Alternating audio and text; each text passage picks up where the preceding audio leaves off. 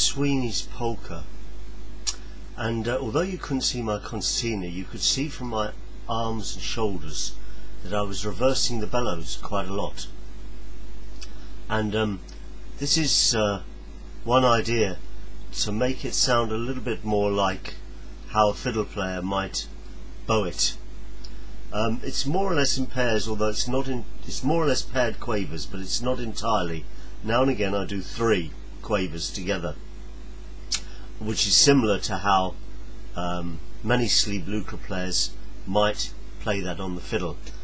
Now I'll try and play that slower and stand up so that you can see my bellows.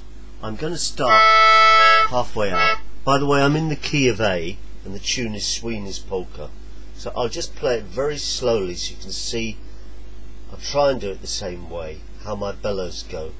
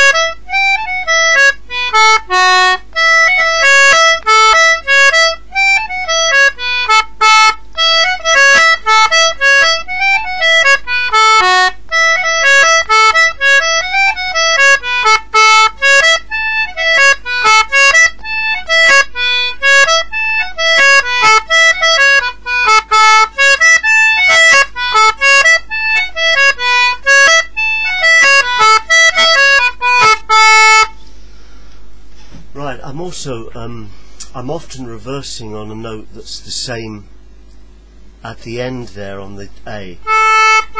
I reverse. Now, the intention is to make the playing well, a little bit more like an Anglo concertina and a little bit more like a fiddle player's bowing. Here it would be if I just did kind of standard English concertina type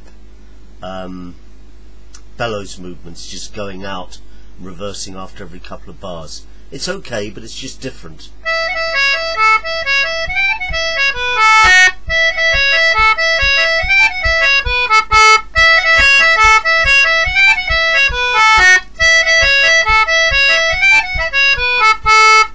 Now here's the other way. It's not so easy to play as fast because I'm using much more effort in reversing bellows.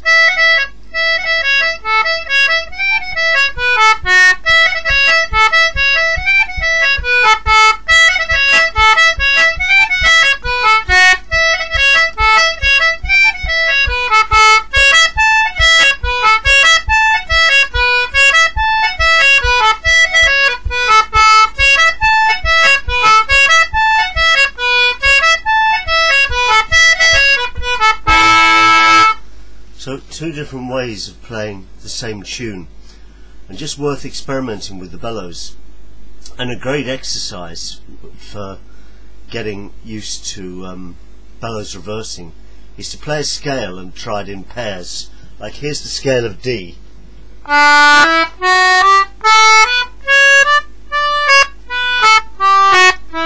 I'm going to play it in 4.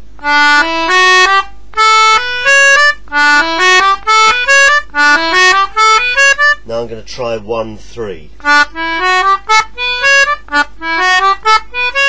I'm going to try pairs. And you see how different they all sound. So it is really worth experimenting with the bellows. A lot of English concertina players just play and it sounds fine because they have other ways of getting round the rhythm problems. They use a lot of finger attack, etc. But it's worth trying that out.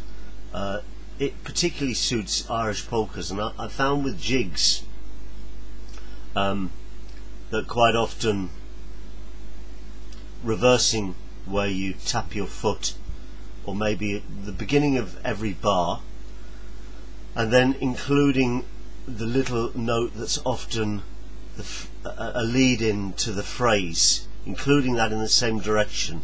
So you might have one note going over the bar, that, and then changing approximately every bar, or sometimes every 2 bars. But that makes the music a little bit more rhythmical without having to use finger attack. So I hope that that was all useful. I'll just try one final time and try and play Sweeney's polka. I'm going to start halfway out.